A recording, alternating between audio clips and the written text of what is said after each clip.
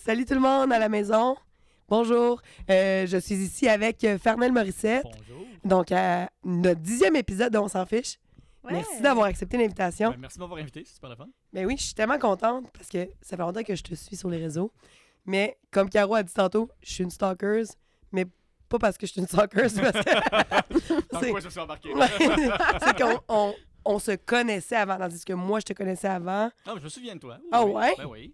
J'étais emo, ça doit être pour ça. Ben toujours, on l'était. Ou parce que j'étais tannante. Je l'étais un petit peu aussi. Là. Ah ouais? Faudrait J'avais le long trench coat, puis les lunettes fumées, puis je me trouvais bien hot. OK! Ouais. OK, donc... Contexte particulier. ouais, donc, histoire courte, on allait à la même école secondaire, donc à la régie aussi, Caro. Donc, concrètement, t'étais comme 3 années plus vieux, Oui. je pense. Fait que Oui. j'étais en secondaire 3, t'étais en secondaire 5 Ouais. ou... J'allais dire ou 6. Il n'y a pas de secondaire 6, en tout cas, ça n'existait pas dans mon temps. Là.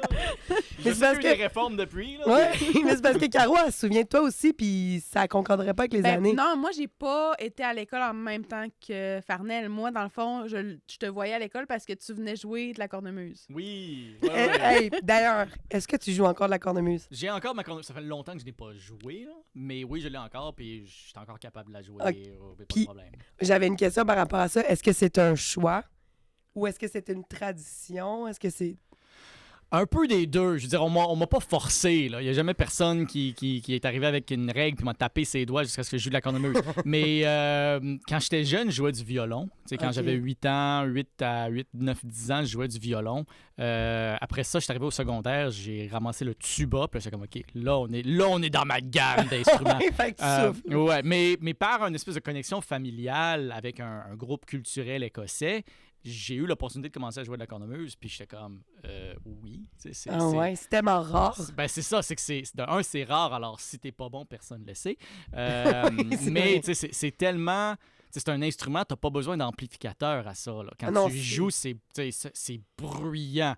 Et puis, bon, ben, ma personnalité à l'époque, faut croire que je me suis un peu atténué depuis en termes du volume, mais l'idée d'être incontournable quand je décide de faire ça m'intéressait pas mal. Mais est-ce que c'est ta mère qui te demandait de venir jouer à l'école? Parce que je me rappelle d'avoir vu à maintes et maintes reprises. Généralement, oui, c'était ma mère. Tu sais, je le faisais pour les cérémonies de graduation, par exemple. C'est ça. Ouais, c'était par connexion familiale, c'était ma mère, mais je veux dire, j'étais finissant de l'école, je voulais quand même continuer à contribuer à la communauté aussi. Ah, Alors, t'es comme un c'était- alumni, finalement. Exactement, C'est ça. ouais, tu sais, je le faisais de cœur joie parce que c'était une opportunité justement de continuer à garder cette tradition-là vivante à ma façon. Je pense que d'ailleurs, la tradition continue encore. Il y a encore un joueur de cornemuse Ah ouais? aux cérémonies de graduation de Québec High School. OK, ben c'est ça. Ce qu'on n'a pas dit, c'est ça. L'école où est-ce qu'on allait, c'était QHS, QHS. qui est une école anglophone à Québec. Il y en a. Il y en a, c'est ça. Puis c'est ça, je voulais te parler aussi parce que toi, tu fais vraiment plus partie de la communauté anglophone. Oui. Nous, on était un peu comme des intruders, Ben, nous, dans le I fond, guess. c'est que notre père était militaire. Donc, OK. il nous a envoyé à l'école anglophone. Ben, parce ça qu'il y avait- ça fait pas moins partie de la communauté anglophone, ça. Mais- Mais à la il y a maison, avec plusieurs les avenues amis, tu sais, différentes. c'était là. français. Ah, moi aussi, à la maison. Ah ouais? À la maison, c'était bilingue, mais tu sais, ben, avec mon père, c'est en français. Mon père parle anglais, mais c'est pas sa première langue. À la maison, avec mes amis, le voisinage, c'était en français. Ah ouais? Alors, tu sais, c'est une particularité un peu de cette communauté-là. C'est une communauté qui existe, mais qui est pas comme... C'est une communauté extrêmement bien intégrée au point où tu sais, la plupart des gens sont surpris d'apprendre qu'il y a une communauté anglophone Mhm. à Québec, mais c'est parce que tous les anglophones parlent français comme nous. Ouais. Alors, si tu le sais pas, je veux dire, si moi je veux pas que quelqu'un sache que je suis un anglophone, il le saura jamais. Alors, c'est comme une espèce de communauté invisible. Tu sais-tu, on est combien? Tu sais, ça dépend, c'est quoi la définition d'un anglophone? Puis je veux dire, je me suis battu avec des instances de la communauté anglophone là-dessus Ah ouais? parce que, je veux dire, pendant longtemps, il y avait une espèce d'idée, puis ça, cette idée-là, heureusement, est en train de changer, puis elle a beaucoup changé depuis. Mais pendant longtemps, il y avait une idée que la communauté anglophone, c'est un peu comme vous disiez, il faut que tu sois comme membre, il faut que tu sois né dedans, il faut que tu aies des ancêtres qui remontent assez longtemps, il faut que tu aies tu sais, des liens aux institutions comme les écoles, la bibliothèque, tout ça. Il y avait une idée que être un anglophone à Québec, c'était une question qui était quasiment ethnique. Puis moi, je me suis jamais rallié derrière cette idée-là parce que j'aime pas l'idée que tu peux être à Québec, tu peux parler anglais, tu peux aller à toutes les mêmes institutions culturelles, mais quand même être un outsider, être ostracisé par Ouais. une espèce de communauté insulaire. J'embarquais vraiment pas là-dedans. Alors, si on définit la communauté anglophone de Québec comme étant les gens qui parlent anglais à Québec, c'est quasiment un tiers de la population. Je pense que la plupart de ces gens-là ne s'identifieraient pas comme anglophones, mais j'ai l'impression qu'on peut avoir une définition de c'est quoi un anglophone à Québec qui est beaucoup, beaucoup plus large que ça fait 8 générations que ça parle anglais dans ta famille. T'sais. Puis, peux-tu expliquer la loi, dans le fond? La loi, pourquoi moi et Caro, on a pu, exemple, aller à l'école anglaise? La loi a changé un peu, mais quand nous, on était à l'école, le règlement, c'est qu'il fallait que tu aies un grand-parent qui était allé à une école anglaise au Canada. Mhm. Et puis ça, je pense que c'est encore essentiellement la loi. Il y a eu des modifications, des changements, mais en gros, c'est ça. Si tu as un grand-parent qui est allé à une école anglaise au Canada, tu fais partie, au sens légal, de la communauté anglophone. Aujourd'hui, on utilise un terme que j'aime vraiment pas, mais c'est un ayant droit. C'est quelqu'un qui a le statut officiel d'anglophone. J'aime pas le terme parce que ça rappelle un peu au statut des Indiens, pour utiliser le mot légal technique que j'aime pas non plus. Je pense pas que c'est une direction où on devrait aller, mais pour l'instant, c'est ça la loi.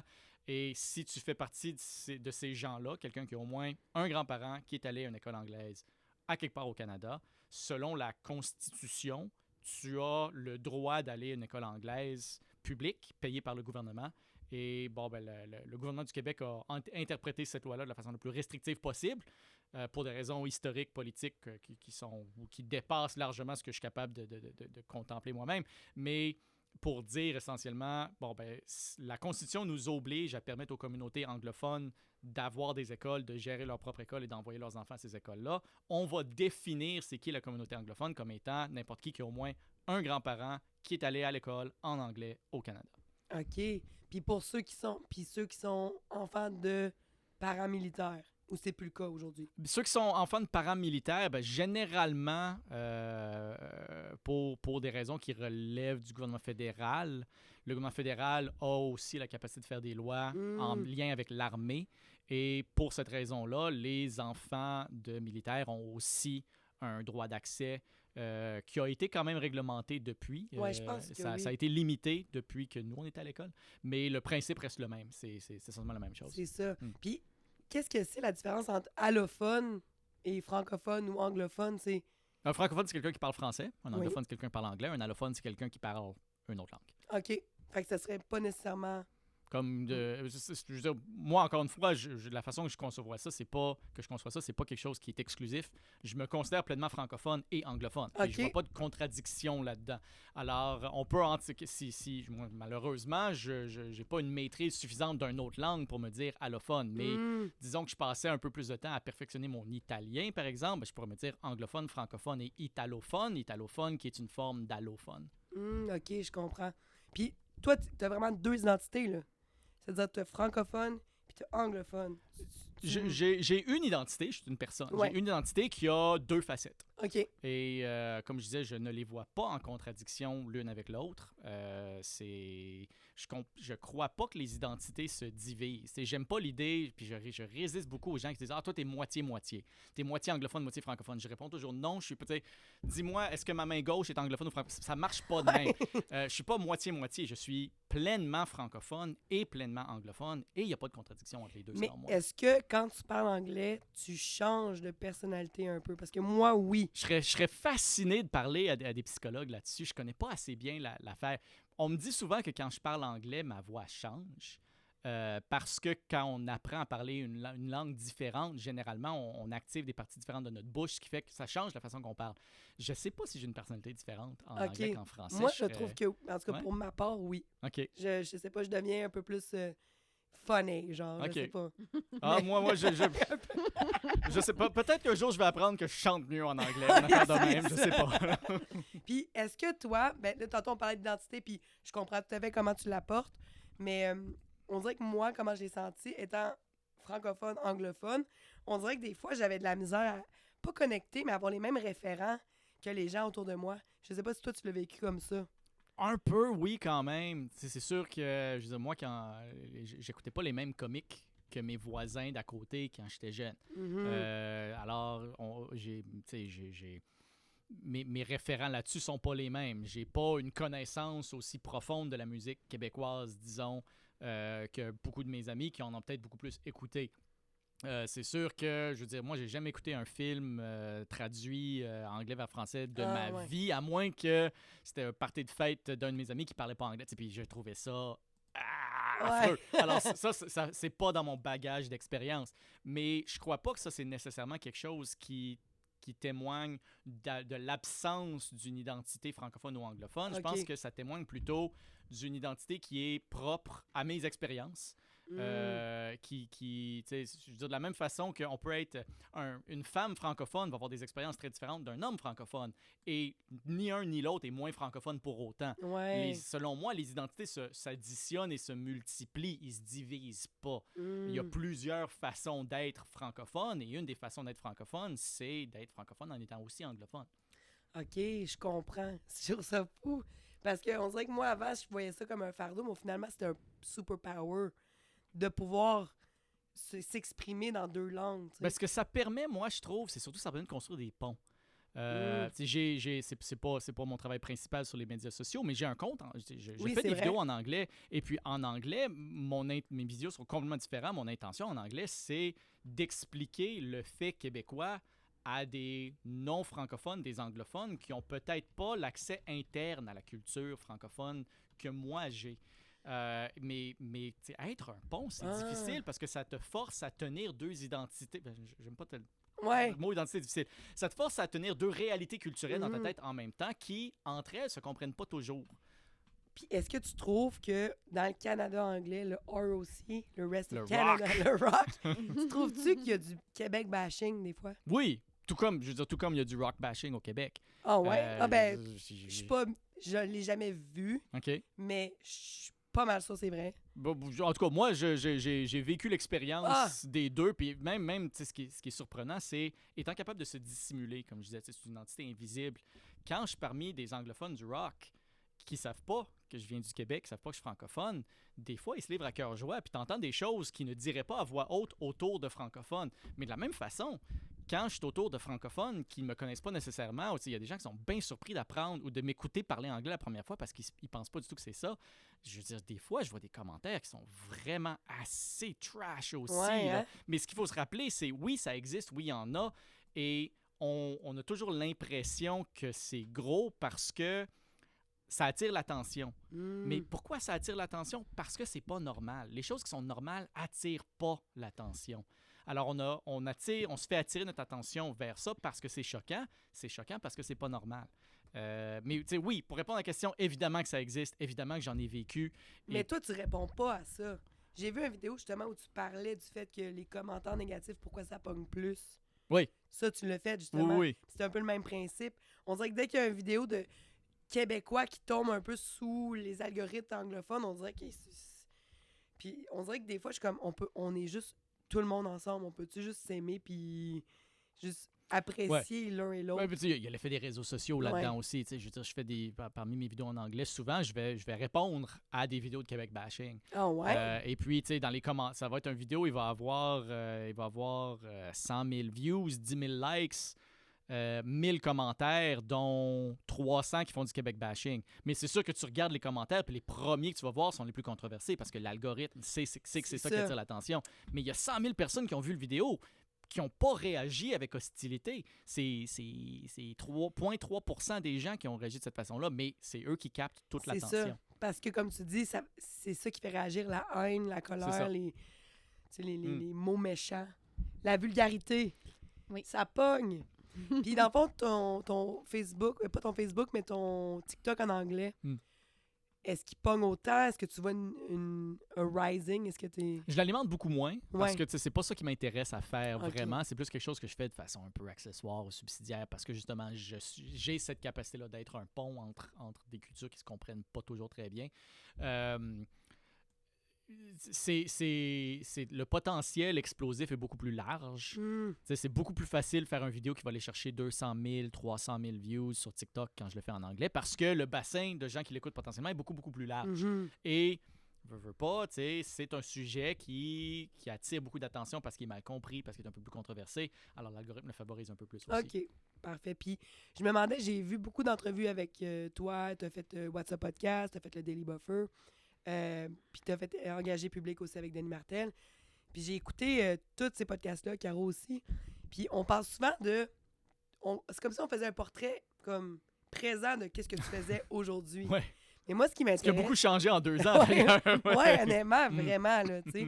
Mais moi, ce que je trouve fou, c'est de savoir comment qu'on développe ce genre de pensée critique-là ou en tant qu'adulte, tu sais, comme t'as pas commencé hier, là, à développer cette pensée critique-là. Ouais, tu sais, c'est une question que j'apprécie parce que c'est très important. Ça va au fond de la chose elle-même. Puis ma première réaction, c'est de penser à on voit ma double identité ou mon identité mixte.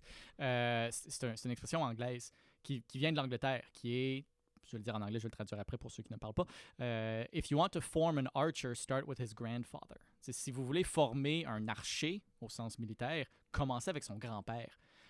Et l'idée, c'est de dire que c'est quelque chose qui s'apprend par communication des valeurs profonde, bien ancrée. Il faut que ce soit quelque chose de très vrai, de très senti depuis la naissance et valorisé. Et j'ai eu l'énorme chance, puis ça c'est de la chance pure, là, j'ai aucun mérite là-dessus, j'ai eu la grande chance d'être né dans une famille qui valorisait beaucoup, beaucoup le sens critique, qui valorisait beaucoup le débat, qui valorisait beaucoup l'argumentation saine, pas se gueuler après, là, mais présenter un argument, écouter l'autre, répondre, réagir. Moi, je me souviens, j'avais 6-7 ans, puis je disais à ma mère que je voulais pas aller me coucher. C'était pas « non, tu vas te coucher », c'était « ben pourquoi ?» Puis là, présente un argument. Et puis, bon, ben après ça, ma mère, c'était quand même la juge finale et c'était sans appel. Mais le fait que j'ai l'opportunité de présenter un argument, puis des fois, si mon argument était bon, c'était correct. Des fois, ça passait. Des fois, c'est parce qu'on écoutait un documentaire qui était vraiment intéressant. Puis j'avais 7 ans, puis j'avais compris que ma mère valorisait beaucoup l'éducation puis l'enseignement. Puis je disais, ben maman, c'est parce que le documentaire qu'on écoute est vraiment très intéressant. C'est-tu vrai? Ben c'était pas grave, j'allais me coucher plus tard pareil. J'adore. Parce que ta mère, elle nous enseignait à moi et Caro. Elle m'enseignait à moi aussi. Ah, c'est vrai Oui. ça. Puis je veux en parler de ça. Puis pour de vrai, c'est comme une de mes enseignantes préférées. Puis je pense que Caro a dirait la même chose. Elle se déguisait pour nous enseigner l'histoire. Elle empruntait mon épée. Okay. Je sais pas si... mais à un moment donné, elle a commencé quand elle faisait l'histoire du Québec et du Canada, quand elle faisait la bataille des plaines d'Abraham, il y a quelques années, elle voulait un épée et elle empruntait mon épée pour faire ça. Ouais. Oh ouais! Mais elle avait vraiment sa tunique rouge. Oui, Oui. Toi aussi? C'était ma tunique. du groupe de cornemuses auquel je Donc, participais. tu es une tunique rouge. Ah, je veux dire, moi, il y a des... Je veux dire, ça aussi, ça va choquer certaines des personnes, là, mais oui, il y a des photos de moi en red coat, parce que ça fait partie de... Je veux dire, c'est ce que payait mon cégep. Ouais. Je faisais des reproductions historiques de cette période-là. Ah oui. Puis t'as eu longtemps la couette qui faisait tunique rouge. Oui, aussi. T'sais? Ah, ça, j'ai une longue histoire avec mes cheveux, là. Même mes premières vidéos, si on remonte il y a pas si longtemps que ça, si on remonte à peu près il y a 1 an, j'avais encore les cheveux aussi longs que les tiens. Ah ouais. Ma vie au complet a oscillé entre queue de cheval qui me descend jusqu'au bas du dos et puis rasé au bic. Ah ouais. J'ai fait les deux. OK, mais là, je veux savoir, tantôt, t'as dit qu'au secondaire, t'étais quand même loud. Oui. On dirait que j'ai aucun souvenir de ça. C'était quoi ta personnalité au secondaire? On a eu la grande chance d'aller à ce que je considère être une école où le nerdisme était quand même, je dirais pas favorisé, mais respecté. Et alors, tu sais, j'ai été président du conseil étudiant. Je jouais de la cornemuse. Ça m'arrivait quand c'était la fête de quelqu'un dans mon groupe d'amis. J'arrivais avec ma cornemuse dans la cafétéria pour lui jouer bonne fête. On s'entend que la taille de notre cafétéria n'était pas énorme. Là. Alors, quand moi, je décidais que c'était la fête de quelqu'un, c'était le problème de tout le monde. C'est le genre de choses que je me gênais pas pour faire. Puis aujourd'hui, mettons que je regarde ça, puis des fois, je me dis, c'était pas... cringe? C'était cringe. Mais tu sais, c'est correct être cringe quand t'as 16 ans. Là. On est tous cringe à 16 ans. Mais est-ce que dans le fond, c'est-tu un manque d'inhibition? C'est-tu genre parce que t'étais jeune puis t'étais confiant? C'est un peu la confiance aveugle qu'on a quand on est jeune?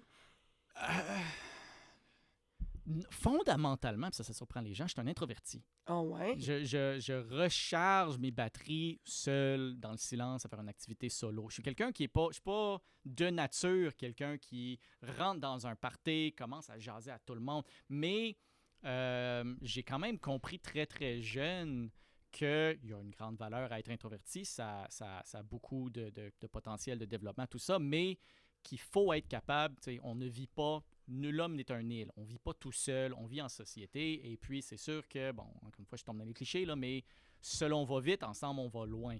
Et ça, je l'ai encore compris assez jeune et j'ai réalisé que, bon, il fallait que je développe cet aspect-là de moi-même. Il fallait que je confronte l'espèce de... C'était pas une peur, j'ai jamais eu peur, mais il fallait que je confronte le désir de se rendre petit, de se rendre seul, parce que ça allait limiter mes capacités de faire les choses que je jugeais nécessaires dans ma vie. Mais après. tu le sentais. Je le sentais, je le savais, puis ça, je l'ai su, je veux dire, encore une fois, très, très jeune. Aussi encore une fois, il y a beaucoup de choses là-dedans qui relèvent de la chance, puis c'est niaiseux, là, mais j'étais grand quand j'étais au primaire. Genre, en première année, deuxième année, j'étais grand. Puis il y a un biais cognitif naturel par des adultes de vouloir donner plus de responsabilités, plus d'attention aux grands enfants. Alors, déjà là, ça commençait là. Quand je dis commencer avec le grand-père, c'est un peu ça que je veux dire. J'ai eu l'énorme chance d'avoir beaucoup d'avantages dans ma jeunesse qui m'ont poussé à réaliser des choses beaucoup plus jeunes. Je pense qu'il y a des gens qui peut-être réalisent plus tard ou peut-être réalisent jamais. Fait que là, toi, tu jouais de la musique. Oui. Puis, tu étais clairement intéressé par l'histoire. Oui. Tous des sujets qui... Moi, je suis intéressé par tout. Ouais, c'est ça. Tantôt, tu disais que tu étais un insatisfait chronique. Insatisfait éternel, oui. Puis, je veux dire, je comprends ça. Ça veut dire que toi, ton cerveau, il est jamais... Genre, il veut jamais arrêter d'apprendre. Oui. Je veux dire, une des choses qui... C'est ridicule à dire, là, mais des fois, je me réveille la nuit en maudit parce que j'aurais pas assez de temps de vie pour tout apprendre. Ouais. C'est absurde de dire ça. Je reconnais que c'est... Mais des fois... Tu sais, puis bon... Tu te réveilles la nuit Je me réveille la nuit, tu sais, j'ai comme eu un cauchemar ou quelque chose, puis je t'en maudis parce que je vais pas être capable de vivre comme un elfe 10 000 ans pour maîtriser absolument tout ce que je peux maîtriser. Tu sais, Ouais. je suis un gros nerd, là, je m'assume. Mais ça, c'est là-dedans. Là. On s'entend que si la vie était éternelle, tu l'apprécierais pas. Ouais, probablement. C'est ça. C'est un sujet philosophique très intéressant aussi. S'il n'y a pas de fin, est-ce que le présent a une valeur? C'est ça, ouais. Exact. Puis t'es un peu comme Caro dans ce sens-là. Caro est vraiment addict au rush de dopamine d'apprendre quelque chose. C'est comme un rush de dopamine. Fait que moi, c'est comme ça que je l'explique à Marie. Marie a pas ça. Ben, de plus en plus, mais moi, c'est très manuel. T'sais. Il faut vraiment que... C'est comme Eureka, l'ordi fonctionne. Eureka, la caméra fonctionne. Ah non, mais puis je me souviens, pendant la pandémie, à un moment donné, j'étais tout seul chez moi et puis il fallait que je répare ma toilette. Moi, je suis zéro manuel. Là. Mais je veux dire, c'est la pandémie. Tu peux pas avoir un plombier à moins soit d'y payer 20 000 $ de l'heure parce qu'il y en a comme 3 qui travaillent ou attendre 3 mois. Alors, embarque ça YouTube, regarde ça. Va voir Quincaillerie 2-3 fois, parle au super généreux gars de la Quincaillerie qui est là pour t'expliquer exactement que tout fonctionne. Je répare ma toilette. Ça a été le highlight de ma pandémie. Sincèrement, ça a été le moment fort de ma pandémie, réparer ma toilette. Mais parce que tu as réussi quelque chose. Mettons, si on regarde, as-tu déjà joué aux Sims? Oui. OK. Tu sais, les petits gauches verts, là, faut que rouge-vert. Ben, moi, je vois que notre vie, c'est un peu comme manuel, intellect, mettons, sommeil, etc. Ouais. Mais toi, t'es pas manuel, mais t'as comme... Je venais de gagner un skill point. Ouais. Ouais. Dans le... J'ai réparé une toilette. Ouais. C'est incroyable. Mais Internet, là, c'est comme tellement parfait, je trouve, justement, pour ce besoin de rush de dopamine-là. Tu peux tout apprendre. T'écris genre « how to », puis tu sais comment le faire. Oui, je sais, c'est fou, mais ça m'est jamais arrivé. Parce que... Non, mais je te niaisais. T'aimes ça apprendre aussi. Mais non, j'aime ça apprendre. Mais moi, je suis très... c'est ça, j'aime ça créer. Moi, j'ai un besoin de créer. Puis j'imagine que toi aussi, dans un sens, de partager, de créer, de... Ouais, de partager, de créer, de m'exprimer, tu sais, c'est toujours un peu... faut faire attention avec ça parce que c'est une chose de vouloir s'exprimer, c'est un désir humain naturel, vouloir s'exprimer, mais qui dit vouloir s'exprimer dit recevoir l'attention de l'autre pendant que tu t'exprimes. Il n'y a pas grand monde qui est satisfait de l'idée de s'exprimer tout seul devant un mur. L'expression implique nécessairement l'existence de quelqu'un pour recevoir cette expression-là. Parce que tu l'exprimes. Exactement. Et puis ça ça lui impose quelque chose à cette personne-là. On espère que cette personne-là choisit de le faire volontairement, mais ça devient facile de dire « j'ai besoin de m'exprimer, donc tout le monde doit m'écouter ». Puis là, tu te ramasses à 16 ans à jouer « Happy Birthday » à la cornemuse dans une cafétéria remplie de gens qui sont obligés, tu leur imposes ta présence. Je suis conscient de ça aussi, puis je fais beaucoup plus attention à ça maintenant. Mais oui, j'ai ce désir-là. Oui. Puis est-ce que c'est un désir d'apprendre aux autres, de partager les connaissances? Toi, tu es satisfait de ta vie, fait que tu dis, je veux partager ça, je veux qu'il y en ait qui... Ah, c'est que je suis insatisfait. Ah. C'est que, je veux dire, je ouais, suis... mais c'est comme... Ouais, mais tu sais, ce qui me fait faire ça, surtout, je veux dire, j'ai raconté cette histoire-là à quelques reprises, mais ce qui m'a poussé à commencer vraiment, là, avant, je le faisais par hobby, mais je le fais encore par hobby, mais avant, je le faisais vraiment de passager, mais là, ce qui m'a poussé à le faire beaucoup plus sérieusement, des vidéos où j'explique des choses, où j'essaie de vulgariser, de partager certaines valeurs, c'était le 6 janvier 2021, qui est l'attentat sur le Capitol aux États-Unis, parce que, Donald Trump, tout ça, mais pendant que mes collègues, je travaillais à New York à l'époque, pendant que mes collègues, eux, voyaient une tentative de coup d'État, puis ils paniquaient, moi, ce que je voyais, c'était des gens qui criaient des slogans pro-démocratie, qui croyaient faire un geste civique patriotique, pendant que leur acte, c'était d'utiliser la violence pour essayer d'invalider le résultat d'une élection. Et ce que j'ai constaté, c'est qu'il y a une énorme déconnexion là, et cette déconnexion, si elle va trop loin, et si on lui permet d'aller trop loin, on va subir le risque aussi. Oui, parce que ça nous suit toujours. Exactement. Et puis, on partage tous la même société. Je vis dans la même société que les gens qui m'écoutent, et que les gens qui ne m'écoutent pas, et que les gens qui ne sont pas d'accord avec moi. Et j'ai une obligation envers moi-même, envers les autres, et aussi envers ceux qui vont me suivre, qui vont nous suivre, d'essayer de créer la meilleure société possible. Puis c'est ça ton but, c'est un peu de rendre tout le monde un peu au courant de ce qui se passe pour après ça avoir une décision éclairée par rapport aux décisions de la vie, les élections. Ben, mon but, c'est de participer à ce processus-là. J'ai pas l'arrogance de croire que c'est moi tout seul qui va régler, mais si je fais ma petite part des choses, puis tout le monde participe aussi à leur façon de faire ça, on va y arriver. Alors, je fais ma part. Est-ce que tu sens une déconnexion?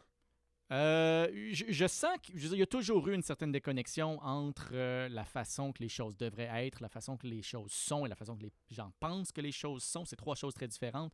Cette déconnexion-là va probablement toujours exister. Ce qu'il faut faire, c'est s'assurer qu'elle ne devient pas trop large. Il faut la minimiser. On ne va jamais être capable d'arriver à la perfection parce que, je veux dire, théoriser une société au complet, là, c'est le plus grand problème de l'humanité. Les premiers philosophes, Platon, essayaient de faire ça, puis on n'a toujours pas réglé le problème. Mais ce qu'on peut faire, c'est essayer de rétrécir cet écart-là le plus possible. Et ben, c'est ça que moi, j'essaie de contribuer à ça. C'est-tu parce qu'on laisse entre une petite quantité de gens décider pour la majorité au final? Oui, en partie.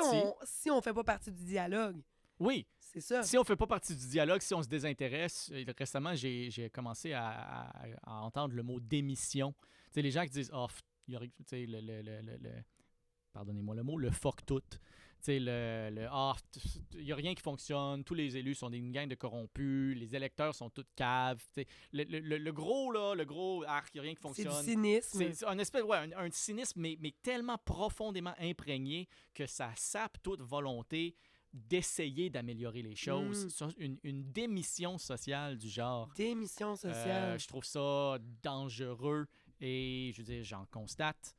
Il y en a toujours eu, il y en aura toujours, mais... Il y en a partout. Il y en a partout, c'est pas unique à une place au monde, ça fait partie de la nature humaine. Il y a toujours des gens qui, pour des expériences qui sont les leurs, par leur propre jugement, démissionnent, mais il faut, le plus possible, limiter ce phénomène-là. Puis comment on fait ça, mettons, j'imagine qu'il faut commencer jeune.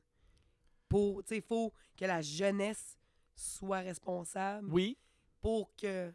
Oui. Je sais pas. Ben, je pense que ce genre de démission-là, c'est une démission de l'exercice du pouvoir, fondamentalement. C'est des gens qui disent le processus collectif, ma part du pouvoir au processus collectif est nulle, c'est zéro. Donc, je vais arrêter d'essayer, je vais pas exercer le petit peu de pouvoir qu'on a. Il y a beaucoup de gens qui démissionnent, je pense, parce qu'ils s'imaginent qu'un individu est supposé être capable de tout changer. Ça, c'est pas vrai. Puis ça, c'est très difficile, surtout dans la culture qu'on a de l'individu. Puis là, je veux pas blâmer l'individualisme, là. Mais dans le sens où, tu sais, on regarde nos films, t'as un héros qui, après un effort héroïque, individuel, effectue un énorme changement à l'échelle de sa société. Il y a peut-être des gens qui sont capables de faire ça, mais une société qui peut être profondément changée par les efforts d'une personne, c'est pas une démocratie. Mais au final, je pense même pas que c'est vrai. Je Parce pense que même pas cette que c'est- personne-là s'est jamais rendue par elle-même. Non, en haut, exactement. C'est toujours un effort collectif. La chose la plus importante à faire, c'est de parler aux autres, c'est de participer aux autres et ne pas avoir peur d'exercer sa part du pouvoir sans s'attendre à ce que individuellement il lève le monde au complet. Puis ça, c'est une question Ouais. culturelle qui, oui, commence à la jeunesse. Puis, qu'est-ce que tu suggères, exemple, pour... Mettons, moi, j'ai 30 ans, je connais rien en politique. Comment je fais pour commencer à m'intéresser à ça? Ben, t'es en train de le faire là. Ah, Non, mais sincèrement, c'est ça. Mais oui, C'est exactement ça. mais mettons, là, je parle avec quelqu'un qui est complètement... qui a démissionné, là. Hmm. Il n'y a rien à faire. L'exercice, tu sais, selon moi, c'est de lui démontrer comment il peut réaccrocher à son propre ou sa propre exercice du pouvoir. OK. Encore une fois, le pouvoir, ça ne veut pas dire la capacité de faire des énormes changements. Ça ne veut pas dire être premier ministre, ça ne veut pas dire être policier. Ça veut juste dire faire ce qu'on peut avec ce qu'on a. Et puis, ça peut être quelque chose d'aussi simple que de dire, ben, OK, je comprends que tu as démissionné de tout, là, mais il y a des questions qui sont compliquées. La faim. Il y a des enfants qui ont faim. Ça, c'est une question sociale très compliquée. Pourquoi est-ce qu'on a des enfants qui vont à l'école et ils ont faim? Il y a pas ça. L'exercice d'un pouvoir individuel, c'est très, très difficile. C'est super intimidant. Probablement qu'un individu ne peut pas faire quelque chose là-dessus. C'est compliqué. Mais quelque chose qui est bien simple, c'est un enfant devant toi qui a faim. Hmm. Ça, c'est simple. Ça, tu sais quoi faire. Tout le monde sait quoi faire. Puis à quelque part, tout le monde a le petit minimum de quantité de pouvoir nécessaire pour régler ça. Alors, quelqu'un qui a démissionné, je pense que la meilleure chose à faire, c'est de trouver une chose qu'il peut faire qui va ressentir l'étincelle de sa capacité d'exercer son pouvoir pour le bien de sa société. Et après ça, c'est comme un muscle. Le plus tu l'exerces, le plus ça devient fort. Il va se sentir accompli. Ouais. C'est un muscle-là de Ouais. l'accomplissement. Tu ramasses n'importe qui, là, puis tu lui montres, OK, hey, wow, tu viens de nourrir un enfant. La première chose qu'il va faire, c'est, ben, je vais en nourrir un deuxième. Mhm. C'est la nature humaine, ça. Et puis, à moins de faire affaire avec quelqu'un il y en a des gens qui ont des processus mentaux différents, sont brisés. Mais un être Ils sont humain, brisés. un être humain qui a un esprit sain et normal, quand il fait une chose incontestablement bien, il va vouloir en faire une deuxième, puis une troisième. Puis après ça, il va se dire, comment est-ce que je peux nourrir 5 enfants? Comment est-ce que je peux aider une classe à manger? Puis, tu sais, c'est graduel. Puis les gens vont dire que c'est naïf, peut-être que ça prend une vie au complet, mais Mais si on est tous en train de nourrir 5 enfants, ça fait une grosse différence. c'est ça. Tu sais, t'es pas tenu à en faire plus que ce que tu es capable de faire, là. Si la limite de ta capacité individuelle, c'est quelque chose de petit, mais qui est vrai, bravo, fais-le au meilleur de tes capacités. Mais ça, c'est comme n'importe quoi dans la vie, là. Ouais. C'est comme le ménage dans une maison, c'est comme entretenir le terrain, c'est comme... Tu peux pas tout faire en même temps, là. Non. À un moment donné, il faut que tu priorises. Non. Mais si ton but, c'est d'être engagé de cette manière-là, socialement, mais... T'sais, un C'est autre à exemple de même, à vrai dire, que j'aime beaucoup, puis des fois je l'utilise comme exemple, c'est si tu sens que tout est scrap, puis tout est nul à chier dans ta société, puis il n'y a personne qui aide personne, prochaine fois que tu marches d'une place à l'autre, même si tu marches de ton auto à la porte du restaurant, ramasse une chose, puis mets-la aux poubelles. Juste ça. Fais-le une fois, puis après ça, tu verras comment tu te sens. Puis je te garantis, là, la majorité des gens, en sortant du restaurant, vont le faire 2 fois. Oh ouais, parce Puis- qu'ils t'ont vu le faire. Ou non, parce Ah, qu'eux-mêmes en l'ont fait Oui, mais même, moi, je vois du monde le faire, aussi. puis l'autre fois, je l'ai Ouais. fait. Tu sais, si tout le monde faisait ça une fois par semaine, on aurait les rues les plus propres au monde. OK. Mais moi, je pense que je vais créer un mouvement. Juste, ça serait énorme, Ouais. ça. Mais c'est Ouais. vrai, C'est- c'est comme, OK, c'est la journée internationale, de, on ramasse une affaire dans Non, la pas, rue. pas là. la journée internationale. Faites-le une fois par semaine. Je voulais partir une journée internationale. Ouais, Mais parce, t'as raison. parce qu'une journée internationale, on aurait les rues vraiment propres pour une journée. Mais tu sais, si tout le monde le fait une fois par semaine, puis là, je dis une fois par semaine, puis les gens qui le font une fois par semaine vont le faire une fois par jour. Mais faites-le une fois par semaine. Ramassez une Oui, chose. c'est Un vrai. mégot de cigarette, une canette, un papier. Ramassez rien de mouillé, mettez-vous pas malade, rien. Là. Mettez quelque chose où vous vous sentez confortable à dire je vais le ramasser, je vais le mettre dans ma poche, la prochaine fois que j'ai une poubelle, je vais le mettre dedans. Juste ça. Un exercice du pouvoir individuel pour améliorer Mais sa société. c'est C'est un malade. début, ça commence comme ça. C'est un atomic habit. Non, mais c'est C'est ça. Puis tout j'ai petit. l'impression que souvent, quand on veut faire un changement, où on pense déjà à genre changer le monde, pis ça, mais c'est pas faisable. Fait qu'il faut vraiment comme faire des petites actions. Ben oui, des habitudes atomiques, on va Ouais. dire, des tout petites actions qui vont faire un grand bien, tu sais. Ouais. Mm. C'est vrai, j'aime ça. Puis je voulais parler aussi du fait que tu reviens d'une maîtrise. Ouais. Mais là, on sait pas encore si... On croise tout, On l'espère, on cogne là. du Oui, bois. Puis comment ça a été, ça, on veut savoir? Ça a été très enrichissant, c'est une forme de difficulté qui est très étrange parce que si tu veux passer une semaine à rien faire, tu peux. Il n'y a personne qui va rentrer chez toi, qui va te fouetter. Il n'y a personne qui prend les présences dans les cours, mais pas juste ça, il n'y a pas de cours. C'est toi qui tu vas à la bibliothèque ou si tu veux étudier, faire tes recherches dans un café, peu importe, c'est entièrement ta responsabilité. L'énorme difficulté vient du fait qu'il n'y a pas de chemin à suivre. En tout cas, pour le genre de maîtrise que j'ai fait. Alors, faut être discipliné et il faut avoir une énorme confiance en soi-même à se dire, je vais trouver quelque chose. Tu avais un sujet. J'avais un sujet, oui. C'était quoi? C'était à l'intersection du droit et de l'économie. Ma maîtrise était en philosophie de l'économie, la philosophie des sciences sociales et de l'économie. Et puis, j'explorais certaines avenues législatives pour avoir un certain impact sur la politique monétaire. Sans trop rentrer très dans les complexe. détails. Là. Mais essentiellement, c'est l'idée que présentement, on présume que la valeur de notre argent vient largement des banques centrales qui contrôlent l'inflation par, entre autres, les taux d'intérêt et que la valeur intrinsèque de l'argent vient de la capacité de payer nos impôts avec ça. J'explorais l'idée qu'il y a une partie de la valeur de notre monnaie qui peut être contrôlée directement par les législateurs, donc pas par la Banque centrale, en contrôlant les coûts pour les permis et les amendes. Et c'était dans le registre de l'économie et du droit. Est-ce que tu penses que les amendes devraient être pondérées ou du moins majorées selon le salaire? Je pense que ça dépend de l'amende. Parce que quand on dit une amende pondérée par le salaire, ce que tu es réellement en train de dire, ou par les revenus annuels, si on va être plus clair, ce que tu es réellement en train de dire, c'est que ton amende, c'est plus des dollars, c'est du temps. Parce que, je veux dire, on a tous 365 jours par année pour gagner de l'argent. Si moi, je gagne 1 million par année, regardons les maths simples. Si je gagne 365 000 $ par année, une amende de 1 000 $, ça équivaut à une journée. Alors, mon amende, réellement, c'est pas 1 000 $, mon amende, c'est une journée de mon temps. Si, après ça, quelqu'un à côté de moi gagne 36 500 $, une amende de 1 000 $, c'est pas une journée pour lui. Cette personne-là paye 10 jours. Alors ça, c'est peut-être un peu inéquitable. Il y a certaines amendes, je pense, surtout dans des domaines criminels, qui ne relèvent pas du geste financier, donc pas des crimes économiques, par exemple, un voie de fait, ou d'autres situations où l'amende est plus en lien avec l'humanité d'une personne, que je pense que ce serait peut-être plus approprié que l'amende soit en fonction du temps, donc qu'il soit majoré, pondéré en fonction de ses revenus annuels.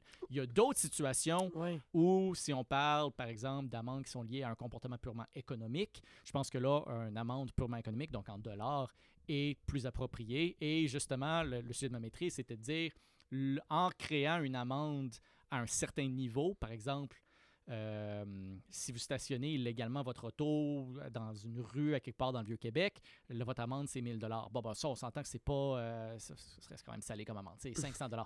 On s'entend que ça c'est pas un crime qui est c'est pas un crime. C'est pas un délit qui engage l'humanité de quelqu'un. Là. On n'a pas... t'as pas tué. Non, c'est ça. On a commis un geste économique inapproprié en stationnant notre auto quelque part. Ben, en disant... l'amende pour ça, c'est 500 $. Ce que le gouvernement, le législateur est en train de dire, c'est que 1 $, ça vaut 1/500e de la pénalité pour avoir stationné ton auto là. Alors, ils sont en train de setter, j'ai pas le bon mot en français, ils sont en train d'établir la valeur du dollar de cette façon-là.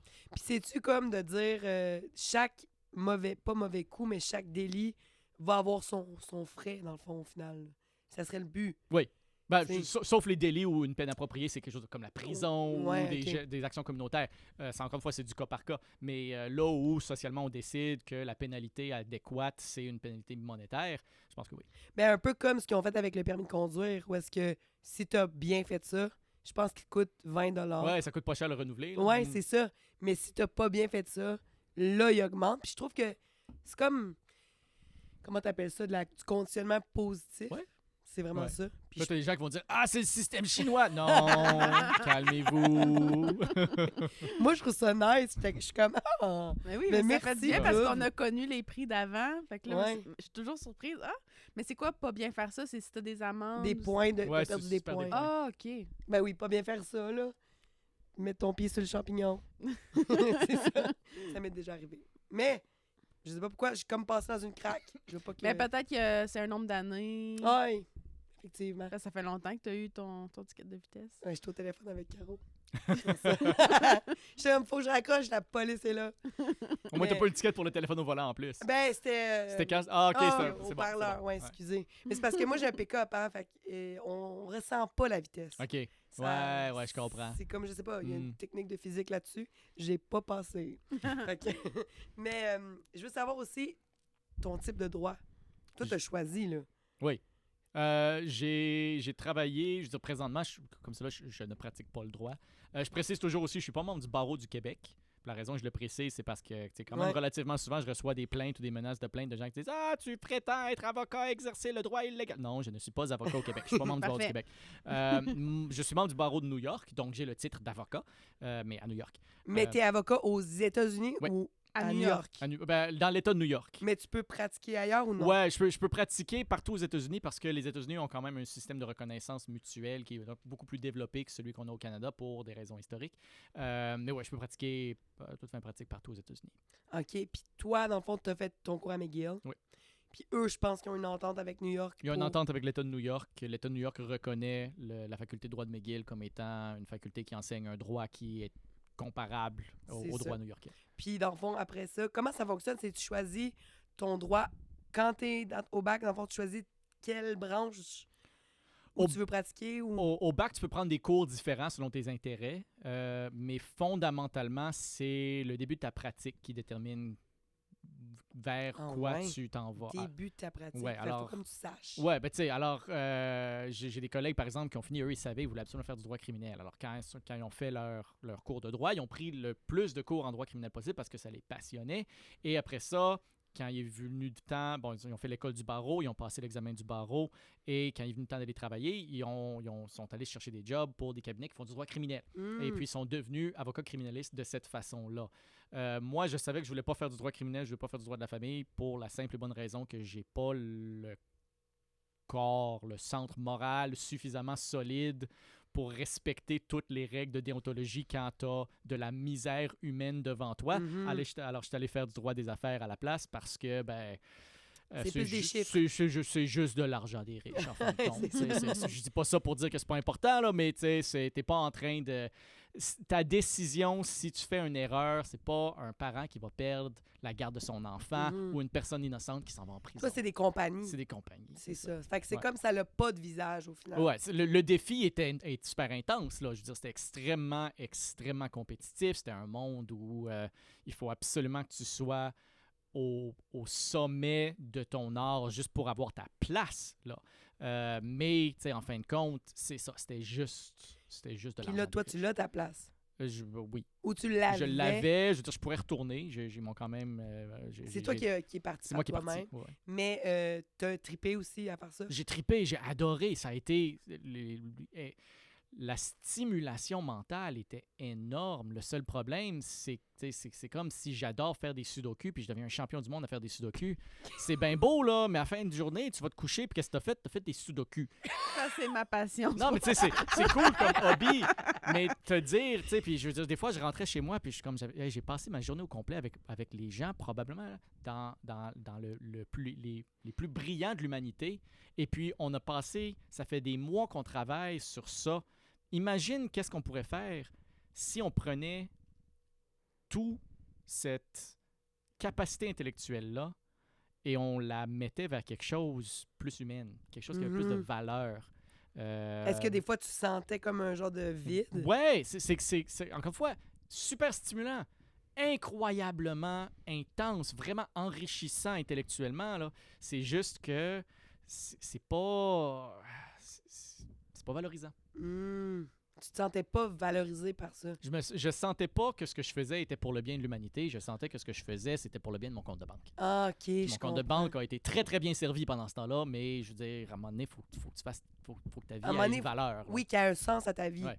Est-ce que tu sens que tu le trouves tranquillement pas vite? Je le cherche encore. OK. Je pense que trouver cette valeur-là, c'est le travail d'une vie au complet.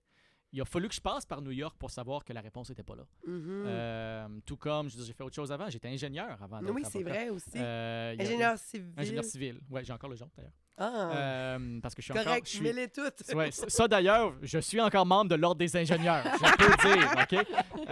J'ai rempli toutes mes obligations, je suis encore membre en pleine et due forme. Là, regarde ça, j'ai dit ça, puis je vais avoir manqué quelque chose, j'ai pas non, c'est pas vrai. Mais tu sais, je suis passé par là aussi, et ça a été ça aussi super enrichissant. J'ai vraiment aimé mon temps là, sauf que j'ai réalisé que c'était pas non plus ça qui était Mais mon... pourtant, c'est être ingénieur. Parce que moi, je travaille avec des ingénieurs parce que Mes condoléances. je- C'est correct, je peux faire cette joke-là, je suis ingénieur, c'est correct. Moi, j'ai le droit, vous pouvez pas. Puis parce que je travaille sur des chantiers avec... puis on fait des ponts, mais pas moi. Je dis « on », mais c'est parce que Non, toi je leur aussi, tu fais des fournis ponts. les outils. Ben oui, ça fait partie de faire des ponts. Ça. C'est ça. S'il n'y a personne pour fournir les outils, il n'y a pas de pont, alors tu fais des ponts. Puis tu sais, je veux dire, si les ingénieurs sont pas là, il n'y a pas de pont. Fait que, tu sais, on vous servait à quelque chose. Ouais. Ouais, dans mon cas, ça, je trouvais ça valorisant, ce que je faisais. Je trouvais ça fondamentalement valorisant parce que c'est le travail qu'on faisait, il y avait une application tangible au bien-être social. Le problème, c'est que j'ai réalisé assez vite que j'allais jamais être plus qu'un ingénieur relativement médiocre. Ah. Tu sais, j'étais pas mauvais. J'étais pas Mais pas ça te passionnait-tu nul, là. pas assez? Le travail que je faisais me passionnait, mais encore une fois, j'ai été extrêmement chanceux. Je travaillais avec des sommités mondiales dans un domaine assez niché. Je travaillais dans l'expertise en durabilité du béton dans des milieux marins semi-humides. Tout ça pour Donc, dire... les ponts. Ben, les ponts, entre autres. Les ponts, les digues, toutes ces choses-là. Mais je travaillais avec, sincèrement, des gens qui étaient parmi les meilleurs au monde là-dedans. Et j'étais pas parmi les meilleurs au monde là-dedans. Mais J'avais attends, j'avais pas le cerveau nécessaire juste pour suivre. J'étais assez bon pour être dans la salle, pour prendre des notes, pour après ça aller, je faisais du développement des affaires, alors pour aller vendre, expliquer aux clients, gérer les relations, s'assurer qu'ils comprennent à peu près ce qui se passe.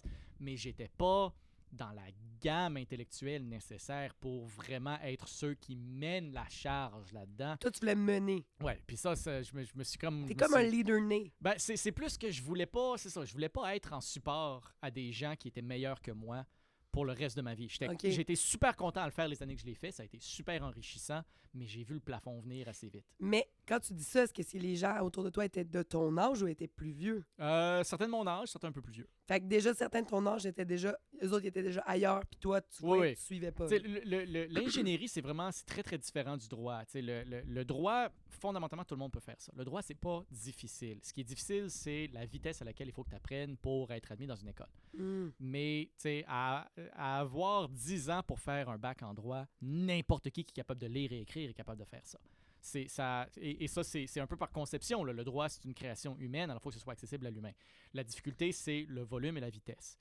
L'ingénierie, c'est vraiment une question d'organes de cerveau. Les mathématiques. C'est ça, la bosse des maths, malheureusement, je pense que c'est vrai que c'est pas donné de la même façon à tout le monde. Je me souviens, j'étais à ma première année en génie civil où on faisait dessin technique. Puis j'avais appris que quelques années avant, dessin technique, c'était un cours de 4e année. Il l'avait mis à première année. Dessin technique, ce que tu fais, tu dois dessiner des plans d'objets en 3 dimensions, en 2 dimensions, où tu dois prendre un plan en 2 dimensions et dessiner, par exemple, il donne le haut et le devant, il faut que tu dessines le droit. Alors, il faut que tu sois capable de faire une abstraction intellectuelle en 3 dimensions basée sur des choses en 2 dimensions, des choses comme ça.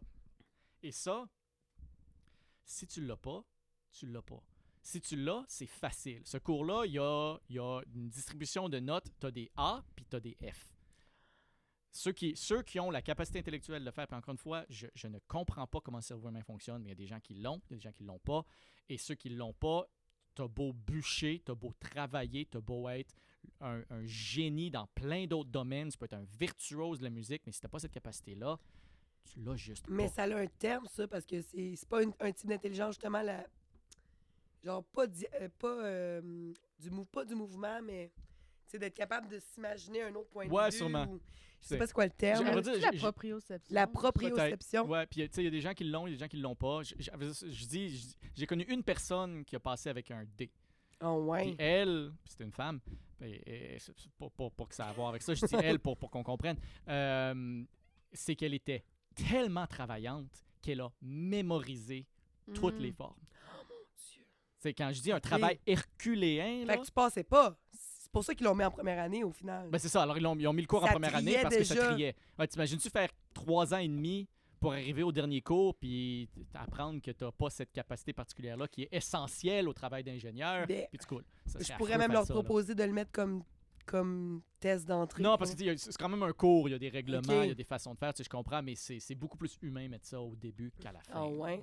Puis là, comme là, en ce moment, t'étais ingénieur, tu avais plafonné.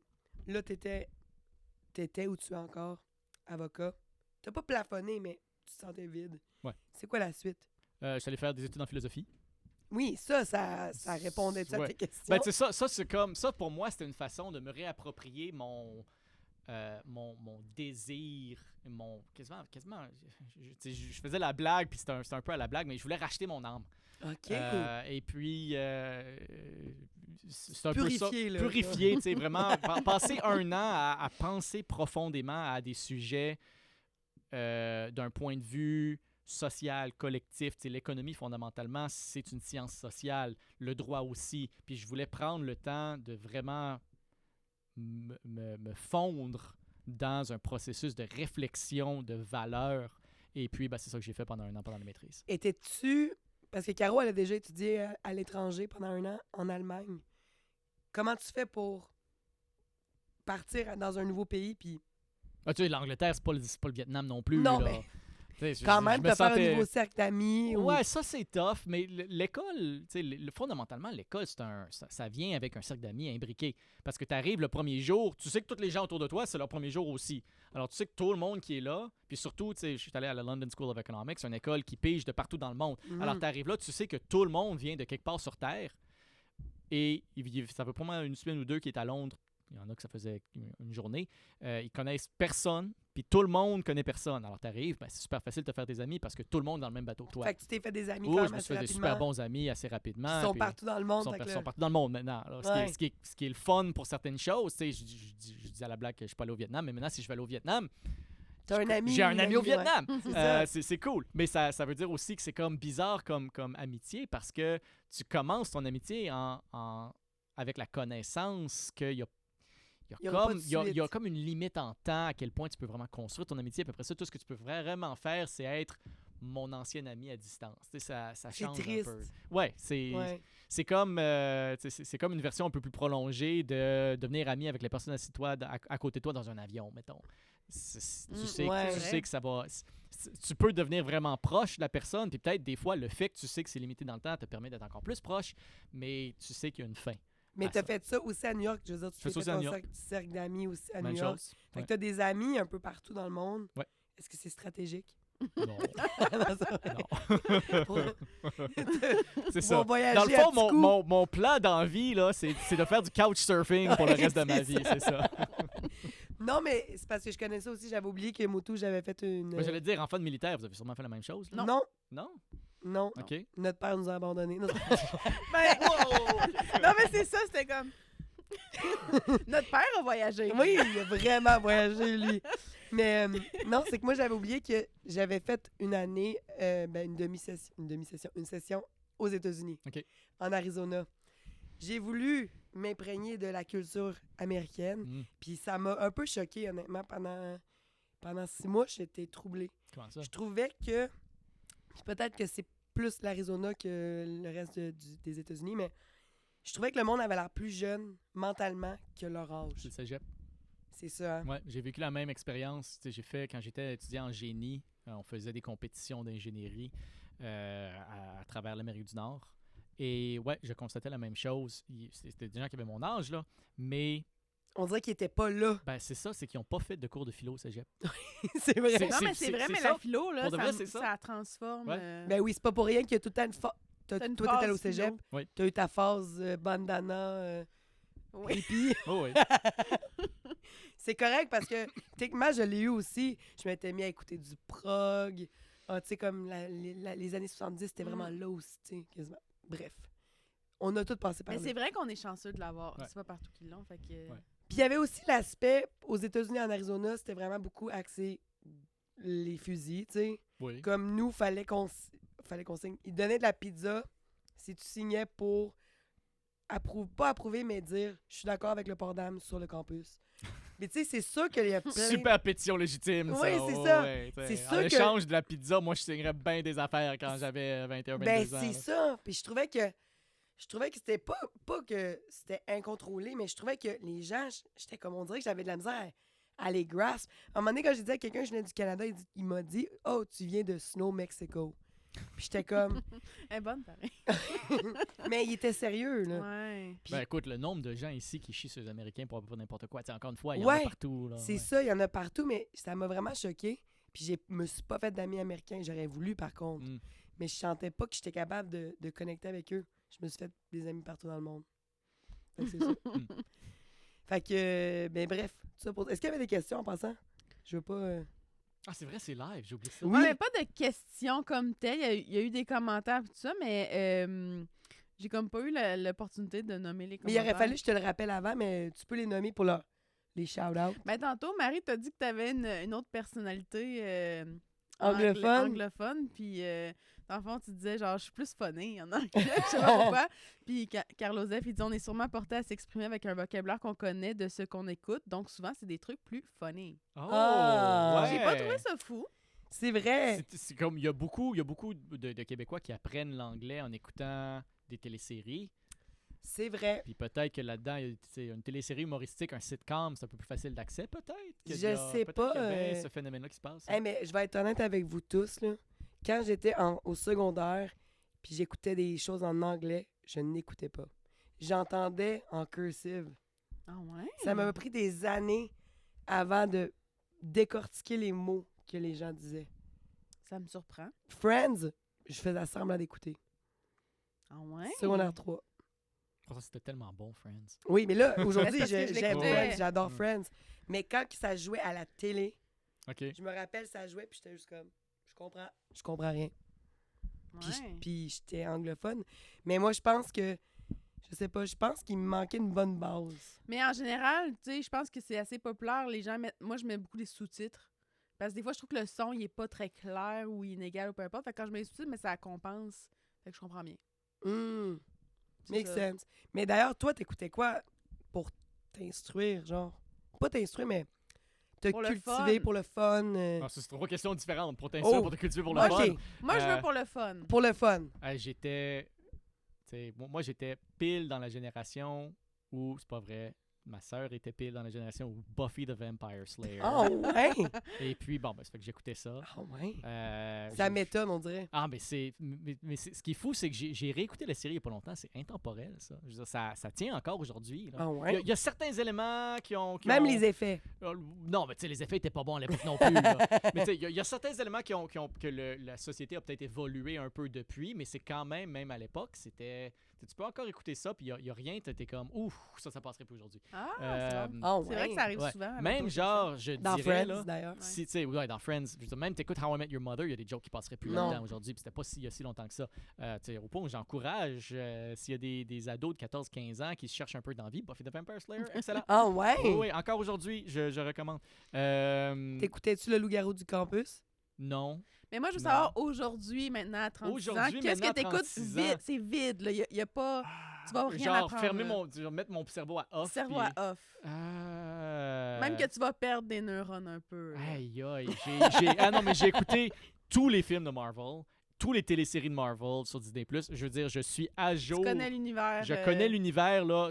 Présentez-moi n'importe... Je mets au défi, présentez-moi un quiz du MCU, là. Mm. Je vais me tenir Fait que toi, tête t'es ce plus qu'on a- Marvel. Ouais, Marvel. Ben, Pas j'aime- DC. J'aime DC aussi, mais je préfère Marvel. Marvel t'ont accroché. Ouais. Ils ont Puis, réussi. mettons Star Wars, Star Wars, oui. J'écoutais beaucoup Star Trek quand j'étais jeune. Star Trek. Star Trek, beaucoup. Lord of the Rings Seigneur des Anneaux. Aussi, oui.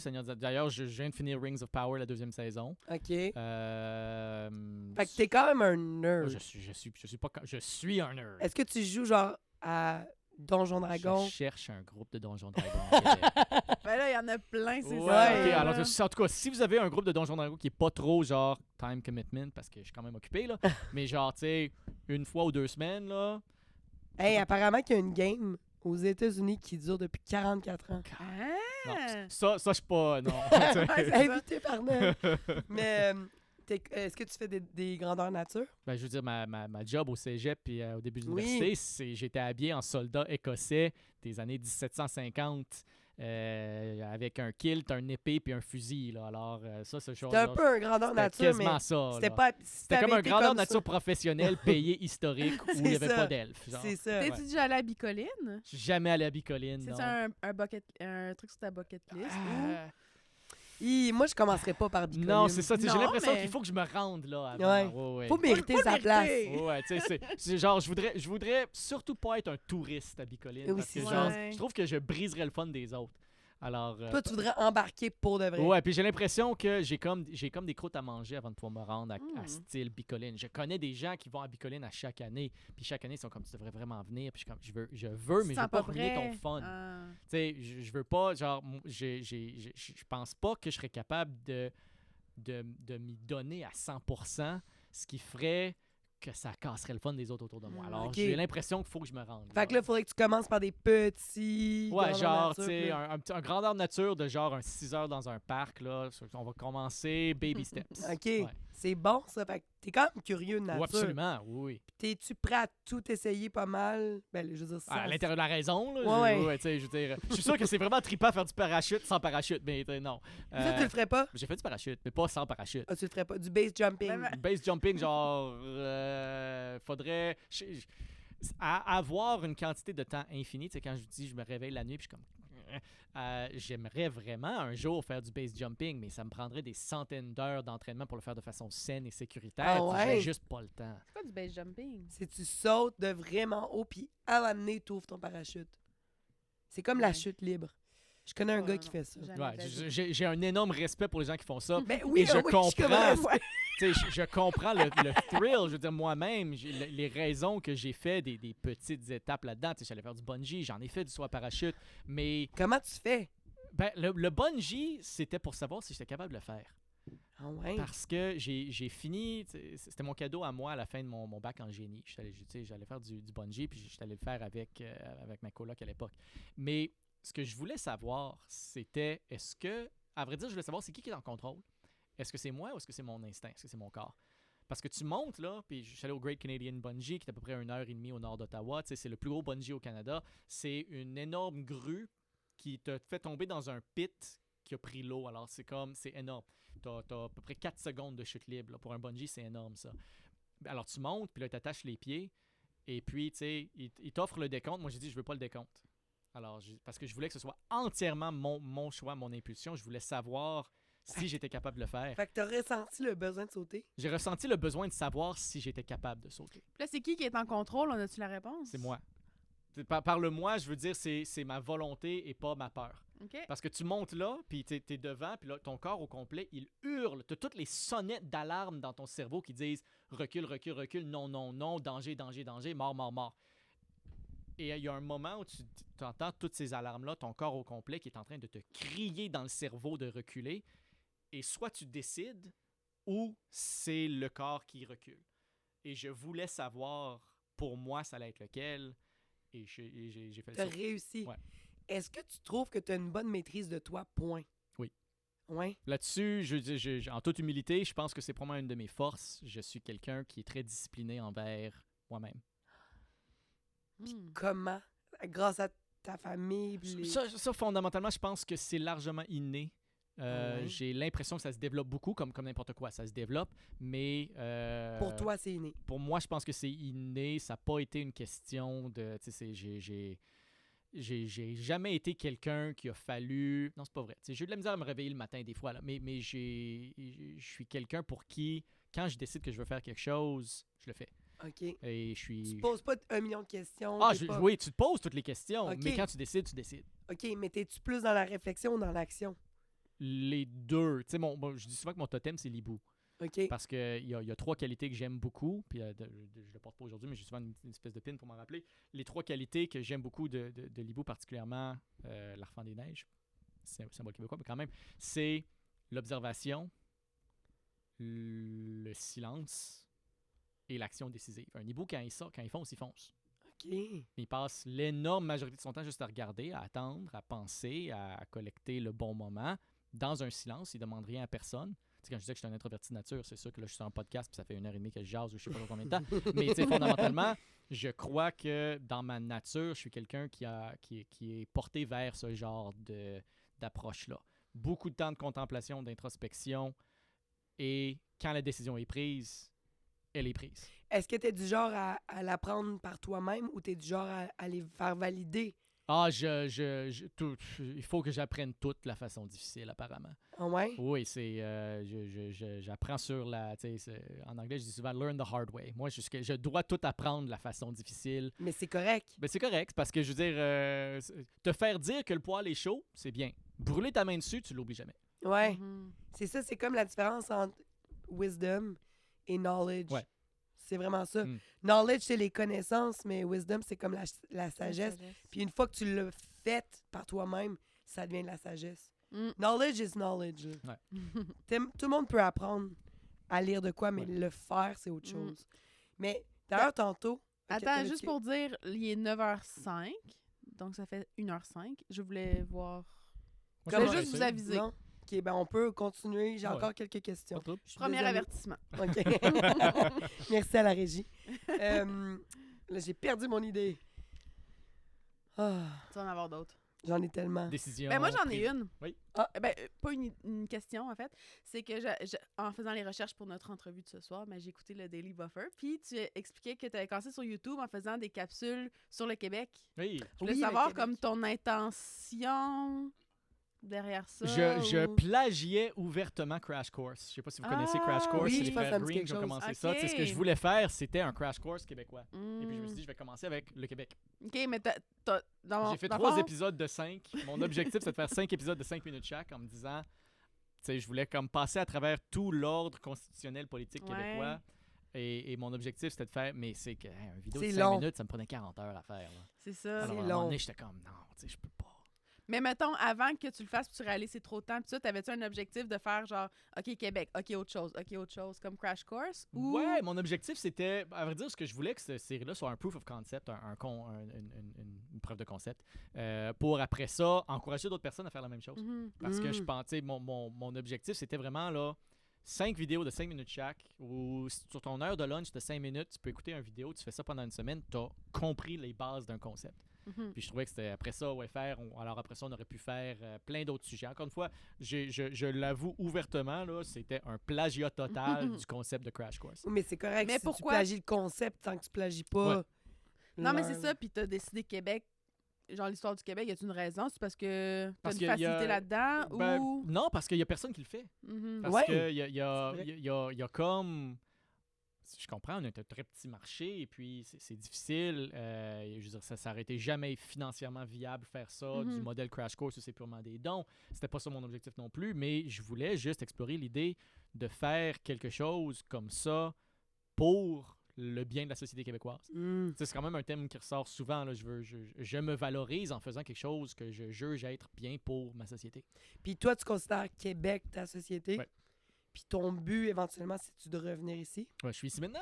Oui, Oui. Oui. mais tu veux revenir Je veux comme- mourir ici. OK. Et je souhaite que ce soit loin, loin, loin à l'avenir. Mais je veux dire, maintenant que je suis, je sais pas c'est quoi que je vais faire dans mes plans encore, mais tu sais, j'ai terminé mes études. Mon objectif pour l'instant, on verra qu'est-ce qui va se présenter pour moi, mais je veux être au Québec et même à Québec. Ah oui? Ouais. Fait que Québec a une place privilégiée dans ton cœur. Puis on C'est ma s'entend que société. c'est ça. Puis la raison pour ça, c'est pas du... Bon, c'est émotif, c'est dans mon cœur, c'est sûr, mais je veux dire, j'ai tellement reçu de la société québécoise. J'ai fait des études en génie, j'ai fini, j'avais pas de dette, j'étais capable de me trouver un emploi super rapidement. Mm. Après ça, bon, ben, j'ai fait un retour aux études pour étudier en droit. Faire des études en droit à l'Université du calibre de McGill aux États-Unis, c'est 200-300 000 $. Moi, j'ai pas eu à payer ça. C'est la société québécoise qui m'a payé ça. J'ai été très malade quand j'étais enfant. C'est la société québécoise qui m'a soigné. Ils m'ont rien demandé en retour. T'sais, on en a reçu, moi, j'en ai reçu tellement beaucoup. Et grâce à ça, j'ai été capable Je suis allé travailler à New York, j'ai eu des expériences incroyables et je veux dire, on va pas se le cacher, j'étais très bien payé pendant ce temps-là, puis je payais pas une scène d'impôt au Québec. J'ai une énorme dette morale envers le Québec et j'en suis très, très conscient. Ça m'a permis après ça de financer de ma poche une maîtrise à la London School of Economics, école hyper sélective, très chère. J'ai été capable de le payer parce que j'ai été capable d'aller avoir une job à New York, parce que la société québécoise a eu confiance pour investir en moi. Tout ça, ça me crée une énorme dette morale. Ça serait extrêmement... Ça serait immoral pour la payer. Alors, je veux repayer cette dette-là, puis je pense que ça commence en étant ici. Puis, je veux dire, en ce moment, tu fais des TikTok, tu fais du YouTube, on s'entend que tout ce qui est média, normalement, c'est à Montréal. Oui. Mais toi, tu voudrais idéalement être à Québec. Oui. Penses-tu que Québec a toutes les qualités pour devenir une grande ville? Ça dépend comment on définit une grande ville. Québec sera jamais Montréal. Québec devrait pas aspirer à être Montréal. Québec pourrait être Boston. J'adore Boston. Oui, c'est Boston, la population de Boston, la population de Québec, à peu près comparable. Tu vas n'importe où au monde, tout le monde sait c'est quoi Boston. Tout le monde peut, je veux dire, peut-être pas tout le monde, mais tu t'en vas en Inde puis tu parles de The Departed, ils savent que c'est à Boston. Québec pourrait être comme ça. Mais Québec a énormément d'avantages aussi. Québec a le potentiel d'un port en eau profonde post-Panamax. Post-Panamax, ce que ça veut dire? Il y avait jusqu'à, il y a à peu près 10 ans, le canal de Panama qui avait une taille maximale. Après ça, le canal de Panama a construit une nouvelle addition qui permettait des bateaux beaucoup plus larges, qu'on appelle des post-Panamax. Alors maintenant, les post-Panamax, qu'on devrait plutôt appeler les Panamax, c'est la taille de bateau maximale qui peut partir de la Chine et arriver sur la côte est nord-américaine. Le Québec, la ville de Québec, alors Québec, a des eaux assez profondes pour accueillir des bateaux post-Panamax. On est le point le plus central à l'Amérique du Nord qui est capable de faire ça. Juste ça, le potentiel économique, si on développe ça, est énorme. Mais où est-ce qu'il est? Pourquoi on le développe pas? Il y a beaucoup de raisons politiques, sociales, complexes là-dessus. Si on développe cette capacité-là, ça va beaucoup faire mal à Montréal. Et puis, veut pas, il y a une énorme base de pouvoir politique à Montréal qui préfère recevoir sa part des marchandises qui viennent pas nécessairement de Québec. Je veux pas blâmer Montréal là-dessus, c'est absolument pas ça le but. Il y a une question aussi que ça fait peur aux gens, l'idée de développer un énorme port de Québec. Parce que je veux dire, je sais pas si vous avez déjà vu un bateau post-Panamax, là, mais les bateaux de croisière qu'on voit dans le Vieux-Québec, là, les post-Panamax, c'est à peu près 4 fois ça. Ils sont énormes. Okay. Ils sont absolument énormes. Ils sont pas capables de passer en dessous du pont de Québec. Ouais. Ce qui fait encore une autre raison pourquoi Québec est le point le plus loin à l'intérieur des terres. Parce qu'il viendrait par la Gaspésie, j'imagine. Oui, c'est ça. Citez-moi pas exactement sur les chiffres exacts, là, mais ils sont gros, ces bateaux-là. Et puis, pour beaucoup de gens, l'idée d'avoir dans le port de Québec, à côté du Vieux-Québec, ce serait pas à côté du Vieux-Québec, on ferait ça dans Baie de Beauport, à quelque part. Mais il y a beaucoup de gens qui sont pas super confortables à l'idée. Puis je les comprends, il y a des questions environnementales super importantes. Il y a plein de gros défis, mais je pense qu'on est capable de relever ces défis-là. Il faut qu'on ait confiance en nous-mêmes. Puis des fois, la confiance en nous-mêmes, ça manque. Oui, des fois, j'ai l'impression qu'on minimise un peu Québec, puis toutes les qualités qu'on peut avoir. Moi, je trouve qu'on c'est super vivant. Ouais. Puis je trouve que la culture est présente. Puis moi, je fais de l'humour. Puis c'est ça ma question tantôt, en fait, c'est que tu as toutes les qualités pour être humoriste, mettons, si tu voulais l'être. Ah, c'est pas drôle. Ben pourtant, je trouve que... Tu nous as fait rire. Tu nous as fait vraiment rire. Puis je trouve que, premièrement, pour être humoriste, il faut avoir le sens de l'observation. Il faut être bon avec le silence. Puis il faut être intelligent. Fait que tu as toutes les composantes pour être humoriste. Est-ce qu'un jour, tu voudrais t'essayer? C'est comme un saut en bungee. Ouais, non, j'ai déjà fait la tentative. Au cégep, c'est vrai? Je me suis essayé au cégep à l'équipe d'impro. Shout out à la FIT. Oui, la FIT! La French Improv Team. Shout out. Je suis très bons amis avec deux des fondateurs de la FIT. Et puis, quand eux autres, ils venaient du système francophone, des écoles francophones. Ils sont arrivés au cégep Saint-Laurent. Puis ils étaient comme, comment ça, il n'y a pas d'équipe d'impro ici? Genre, alors, ils en ont créé une. Puis j'étais comme, ah, ben oui, j'ai participé. Échec monumental. Non! Je l'avais pas pantoute, le timing, tout ça. Comme, non. Okay. J'ai bien des talents dans la vie, là, mais l'humour, malheureusement, ça me vient pas. Mais c'est parce que des fois, je me dis, il y en a tellement qui essayent. Puis à Québec, on essaie en ce moment de faire comme... On veut pas faire un Montréal. Mm. Tu sais, à Montréal, il y a tellement de soirées qui roulent que t'en as plusieurs par soir. Tu sais, tu peux faire 3 soirs. Ouais. Tu sais, trois spectacles en une soirée. Mm. À Québec, on avait ça avant la pandémie. Ouais. Là, on l'a plus. Puis on dirait qu'il y a comme quelque chose qui se passe. Mais pourtant, on a tellement de bars à chansonnier. Je le sais, mais... Il me semble, moi, selon moi, c'est une synergie naturelle. Là. Pourquoi le rideau rouge n'a pas chansonnier, humoriste? Je pense que ce qui nous manque en ce moment, c'est surtout des comedy clubs. C'est comme... Ouais. On a besoin d'au moins un comedy club, un peu comme le Bordel à Montréal.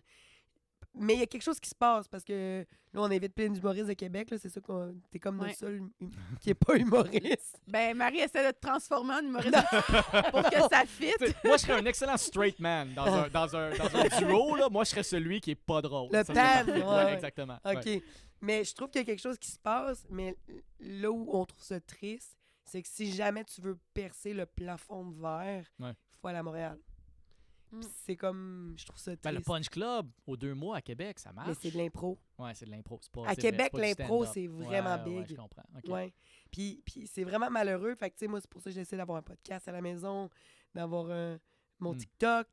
Mais si jamais je veux faire de la scène, puis je veux faire du temps de scène, Ouais. puis tout, faut que j'aille à Montréal. Puis je suis comme, pas Ben- que j'aime pas Montréal. T'sais, je suis en réflexion là-dessus aussi parce que je veux dire, j'ai des demandes régulières des médias. C'est ça, je veux savoir, ouais. Veux-tu venir faire un segment de 10 minutes? Ben, je vais pas faire 6 heures de route pour faire 10 minutes sur ton plateau, malheureusement. Il faut que ça cadre avec je suis à Montréal pour d'autres raisons, quelque chose du genre.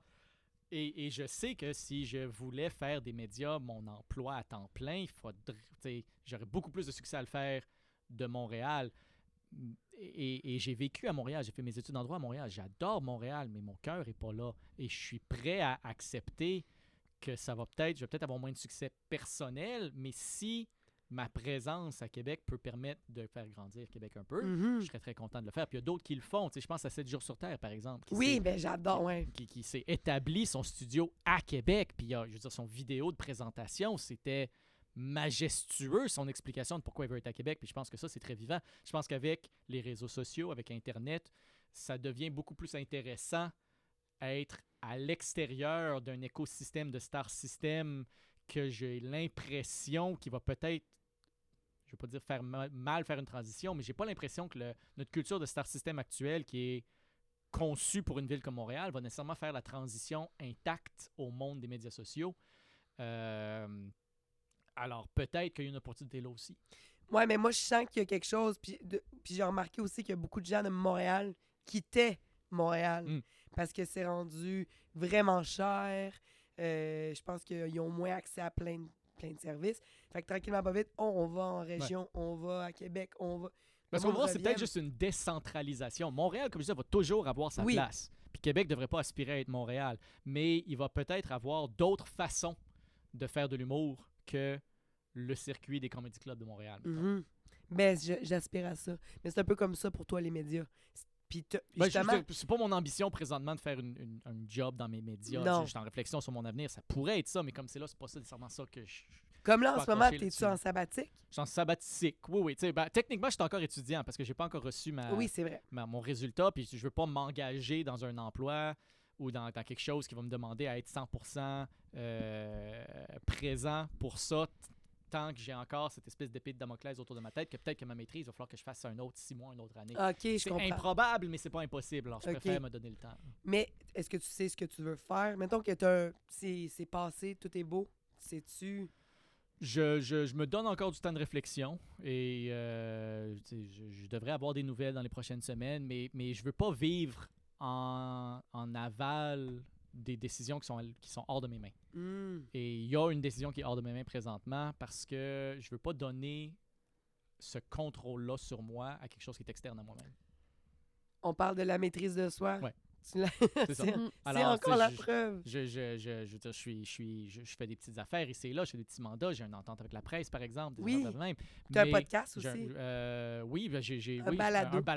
un balado documentaire, j'aime Ouais. vraiment le terme. Tu sais, je fais des affaires de même, puis ça, c'est super, mais je veux pas vivre en avance sur quelque chose qui pourrait bouleverser ma vie que je ne contrôle pas. Hmm. Tu penses que d'avoir de passer, ça bouleverserait ta vie ou ça changerait tout le cours, dans le fond? Ben, c'est échouer ferait Ah! en sorte que, bon, ben là, tu sais, soit je décide, bon, ben, on oublie la maîtrise, je l'aurai pas, ou, bon, ben, je mets un autre 6 mois, une autre année à peaufiner, à finaliser, et je veux pas... Est-ce que tu as aimé vivre à Londres? J'ai adoré vivre à Londres. Ouais. Super belle ville, Londres. Puis est-ce que... Mais là, tu disais que tu avais un appartement, tu l'as plus, ça? Je l'ai plus, ouais. C'est ça, puis c'est meublé à Ouais, Londres. ouais, les appartements à Londres, la norme, c'est de les louer meublés, ce qui est quand même, je trouvais ça intéressant. Puis c'était-tu bien isolé, chaud, de qualité? Non, c'est ça, hein? C'est vieux. C'était vieux, c'était humide, c'était froid, puis l'énergie est tellement chère que mon chauffage, là... Ah ouais? Je veux dire, ça me coûtait 300-400$ par mois chauffer Wow. un petit 2,5 là. Ah Un ouais? petit 2,5 avec un mur de pierre. Je dormais la nuit avec 2 cotons ouatés. Puis parce que, je veux dire, je grelottais dans mon lit. C'est pas parce qu'il faisait moins 20, c'est parce qu'il faisait moins 2 puis mouillé. Moins 2 humide, c'est pas mal plus misérable qu'un moins 20 sec.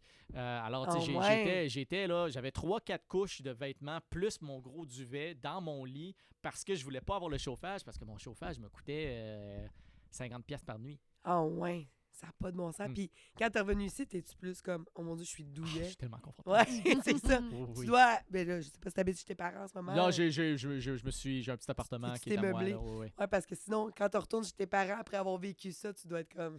Ouais. C'est le sauf paradis. sauf que t'es chez maman, papa. J'adore, j'ai une très bonne relation avec mes parents. Mais j'ai 36 ans. Ouais. Ben, en tout cas, j'étais vraiment contente de te recevoir ce soir. merci puis, beaucoup. Oui, merci. Ben, je sais pas s'il y avait des commentaires, des questions. Ah ben, Carl Joseph vient de dire super live. Super live. Ah, ben merci, Carl Joseph Merci et Carl Charles. Joseph. Salut, Oui, Charles. merci Charles. T'as-tu des choses à plugger? C'est drôle, je devrais comme par instinct avoir une réponse à ça.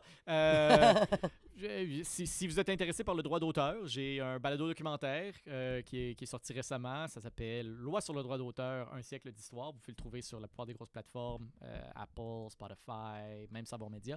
Sinon, mon TikTok, Instagram, Facebook, Farnel Morisset, c'est là où je fais mes vidéos. Et puis, je pluguerai aussi... Envoyez un message texte à quelqu'un que vous aimez, que vous ne lui avez pas parlé depuis longtemps. Faites ça pour votre bien aujourd'hui. C'est ça ma plug. Yeah! Ah, ben merci. Je vais Merci. d'ailleurs envoyer un message texte à mon amie Émilie, qui nous écoute pas, mais j'ai pensé à elle aujourd'hui, puis je pense que ça vaut la peine que j'envoie un C'est message. ton message. Ouais. C'est ton signe. Ouais.